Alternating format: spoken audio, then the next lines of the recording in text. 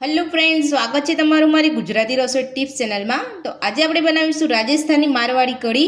તો કઢી બનાવતા પહેલાં જો તમે મારી ચેનલ પર નવા છો તો આ જ રીતની નવી રેસીપી મેળવવા માટે મારી ચેનલને સૌથી પહેલાં સબસ્ક્રાઈબ કરી રાખજો।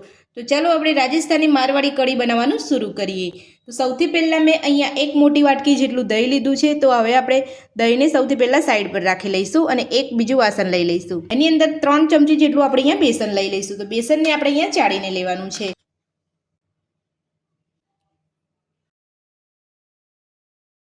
तो मैं अहींया कढ़ी बनावा माटे 3 चमची बेसन लीधुं छे। तो बेसन ने आ रीते तमारे चाळी लेवानुं छे। तो बेसन आपणे अहींया चाळी लीधुं छे। तो हवे आपणे तेनी अंदर दही लई लईशुं। तो दहीने पण आ ज रीते आपणे अहींया सरस रीते चाळी लईशुं। तो तमारी कढ़ी एकदम सरस बनशे।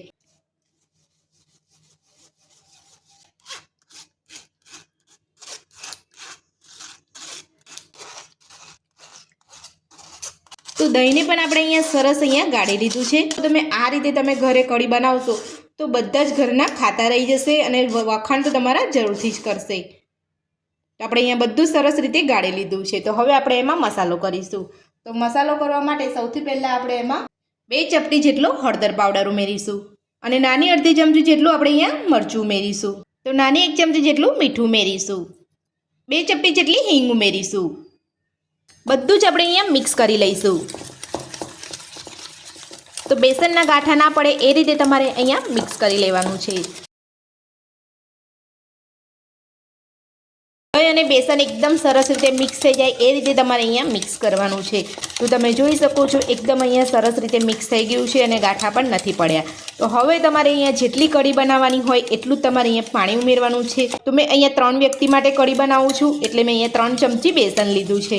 જો તમારે જે રીતે તમારે અહીંયા કઢી બનાવવાની હોય એ રીતે તમારે અહીંયા બેસનનો ઉપયોગ અને દહીંનો ઉપયોગ કરવાનો છે। તો બધું જ આપણે અહીંયા સરસ રીતે મિક્સ કરી લીધું છે।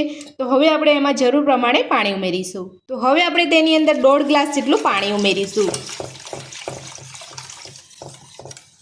તો પાણી ઉમેરીને પણ તમારે આ રીતે અહીંયા સરસ મિક્સ કરી લેવાનું છે।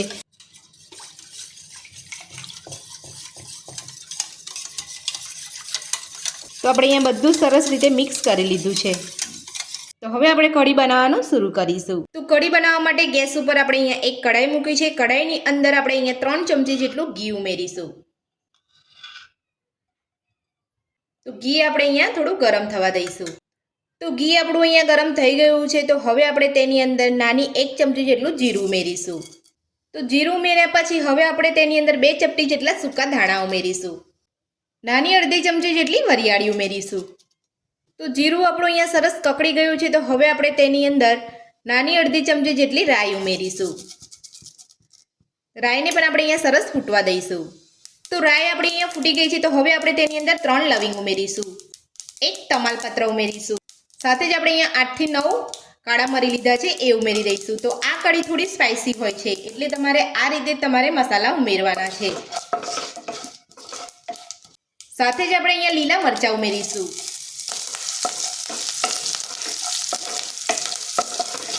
ગેસની ફ્લેમ તમારે અહીંયા મીડિયમ રાખવાની છે। તો મરચાં ઉમેર્યા પછી 2 ચપટી જેટલી આપણે અહીંયા સૂકી મેથી દાણા ઉમેરીશું। તો સૂકી મેથી દાણાને આપણે આ રીતે પછી જ ઉમેરવાની છે। જો તમે અહીંયા પહેલાં ઉમેરી દઈશો જે મેથી દાણા છે એ બળી જશે અને એનો કડવો સ્વાદ લાગશે કઢીમાં, એટલે તમારે અહીંયા પછી જ ઉમેરવાના છે। બધું મિક્સ કરી લીધું છે। તો હવે આપણે તેની અંદર 1 ચમચી જેટલી આદુની પેસ્ટ ઉમેરીશું। સાથે જ આપણે અહીંયા થોડા મીઠા લીમડાના પાન ઉમેરીશું। બધું જ અહીંયા મિક્સ કરી લઈશું। તો બધું જ આપણે અહીંયા મિક્સ કરી લીધું છે। તો હવે આપણે જે દહીંની પેસ્ટ બનાવીને રાખી છે એ આપણે ઉમેરી દઈશું।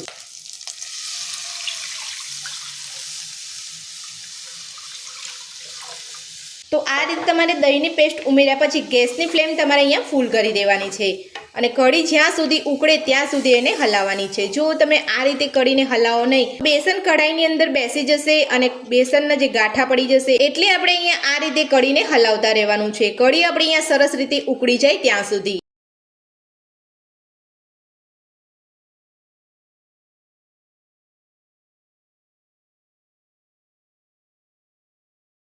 જોઈ શકો છો આપણી કઢીમાં અહીંયા સરસ ઉભરો આવી ગયો છે। તો હવે આપણે ગેસને ધીરો કરી દઈશું। તો આ રીતે કઢીમાં એક ઉભરો આવે ત્યાં સુધી આપણે એને હલાવતા રહેવાનું છે. જો તમે અહીંયા હલાવવાનું બંધ કરી દેશો તો બેસન ભારે હોય છે તો પેનના તળિયે બેસી જશે તો તમારી કઢીનો સ્વાદ પણ સારો નહીં લાગે. એટલે જ્યાં સુધી અહીંયા એકવાર અહીંયા ઉભરો આવે ત્યાં સુધી તમારે કઢીને હલાવવાનું છે. તો ફૂલ ગેસ ઉપર કઢીનો એક ઉભરો અહીંયા આવી ગયો છે. તો હવે આપણે અહીંયા મીડિયમ ગેસ ઉપર 10 થી 15 મિનિટ માટે કઢીને કૂક કરીશું. તો ગુજરાતી કઢી કરતાં રાજસ્થાની મારવાડી કઢી અહીંયા થોડી પાતળી હોય છે અને થોડી તીખી હોય છે, એટલે કે થોડી સ્પાઇસી હોય છે. હવે આપણે કઢીને મીડિયમ ફ્લેમ ઉપર 10 થી 15 મિનિટ માટે કૂક કરીશું. જો તમે 10 થી 15 મિનિટ સુધી તમે અહીંયા કૂક નહીં કરો તો રાજસ્થાની મારવાડી કઢી જેવો સ્વાદ નહીં આવે. એટલે અહીંયા મેન છે કે અહીંયા તમારે કઢીને એકદમ સરસ રીતે કૂક કરવાની છે. તો 10 થી 15 મિનિટ થઈ ગઈ છે અને તમે જોઈ શકો છો એકદમ સરસ આપણી અહીંયા ઘટ કઢી બનીને તૈયાર છે. તો હવે આપણે તેની અંદર જે આખા મસાલા નાખ્યા છે એ આપણે અહીંયા કાઢી લઈશું. તો આખા મસાલા ઘણા લોકોને પસંદ નથી આવતા, એટલે આપણે અહીંયા આખા મસાલા પહેલાં કાઢી લઈશું. તો આ રીતે આપણે અહીંયા તમાલપત્ર, તજ ને લવિંગ જે ઉમેર્યા છે એ આપણે અહીંયા કાઢી લઈશું. તો આખા મસાલા આપણે અહીંયા કાઢી લીધા છે. તો હવે આપણે કઢીની અંદર અહીંયા થોડી કસૂરી મેથી હાથેથી ક્રશ કરીને ઉમેરી દઈશું. સાથે આપણે અહીંયા લીલા ધાણા ઉમેરી દઈશું અને કઢીને આપણે અહીંયા સરસ મિક્સ કરી લઈશું.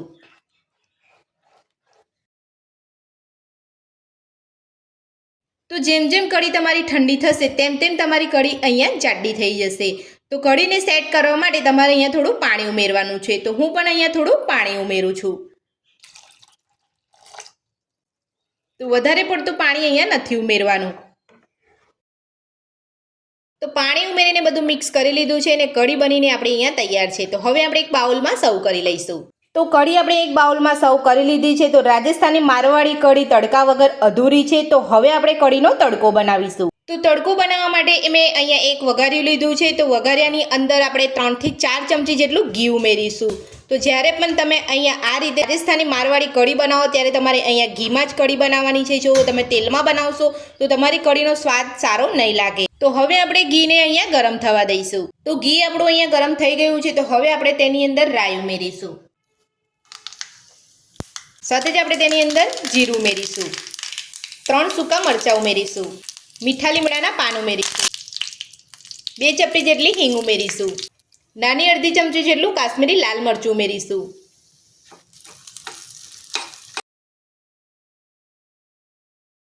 તો તડકો આપણો બનીને તૈયાર છે. તો હવે આપણે તડકાને કઢી ઉપર રેડી દઈશું.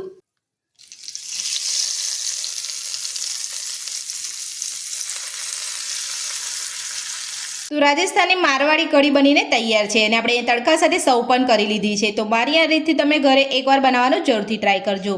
રાજસ્થાની મારવાડી કઢી બનાવવાની રીત તમને મારી કેવી લાગી મને કોમેન્ટ બોક્સમાં જરૂરથી જણાવજો. આજની રેસીપી પસંદ આવી હોય તો વિડીયોને લાઇક કરજો, ચેનલને સબસ્ક્રાઈબ કરજો, તમારા મિત્રોને જરૂરથી શેર કરજો. Thank you.